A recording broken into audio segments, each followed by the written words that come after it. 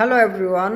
So বাটপার ও প্রতারক মুফাসিল আবারও ঘোষণা দিয়েছে যে সে অনলাইন ছেড়ে দিচ্ছে।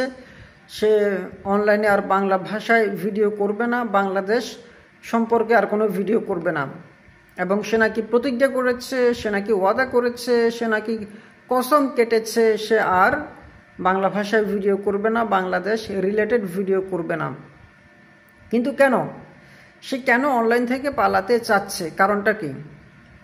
আমার কারণটা হচ্ছে মুফাসিল মনে হয় এই কারণে অনলাইন থেকে পালাতে চাচ্ছে যে সে তো ভালোভাবে জানে যে ব্রিটিশ পুলিশ তাকে খুঁজছে, খুব ভালোভাবেই খুঁজছে এবং এনি টাইম হয়তো ধরে ফেলতে পারে।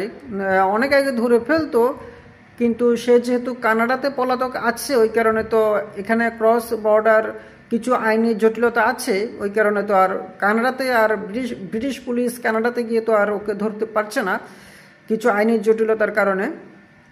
তো সে হয়তো ভাবছে যে এনি টাইম হয়তো কানাডিয়ান পুলিশের সহযোগিতায় ব্রিটিশ পুলিশ তাকে হয়তো পাকড়াও করে ব্রিটেনে নিয়ে যেতেও পারে। ওই ভয়ে সম্ভবত সে আগে থেকেই অনলাইন থেকে পালাতে চাচ্ছে। ঠিক কিনা মুফাসিল? আপনি একটু বলে দেন তো আমার কথা সঠিক কিনা? আপনাকে কি ব্রিটিশ পুলিশ খুঁজছে না? ওই ভয়ে আপনি এটা বলতে চাচ্ছেন, তাই তো?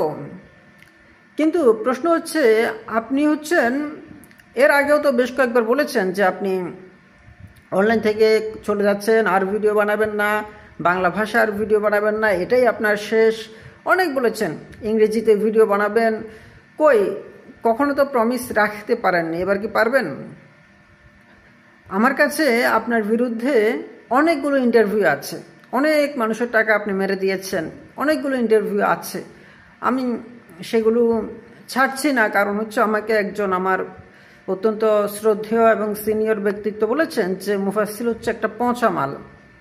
এই পচাকে নিয়ে যত কথা বলবা তত চারিদিকে দুর্গন্ধ ছড়াবে, সুতরাং ওকে নিয়ে আর কথা বলার দরকার নাই, বাদ দাও। ওই কারণে আমি ওই ইন্টারভিউগুলো আমার ড্রাইভে সংরক্ষিত আছে, তারপর আমি ছাড়ছি না। কিন্তু প্রয়োজন হলে ছাড়বো। তো ওগুলো ছাড়লে তখন তার উত্তর দেওয়া লাগবে না।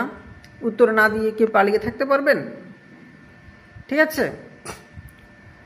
আর সেই 2012 সাল থেকে প্রতারণা করে 2022 সাল পর্যন্ত, মানে 2022 সাল পর্যন্ত এত মানুষের টাকা পয়সা মেরে দিয়ে হ্যাঁ এখন বলছে যে থেকে চলে যাব, অনলাইন থেকে চলে যাব, কারণ সবাইকে প্রতারণা করে শেষকালে এসে ধরা খেয়ে গেছে।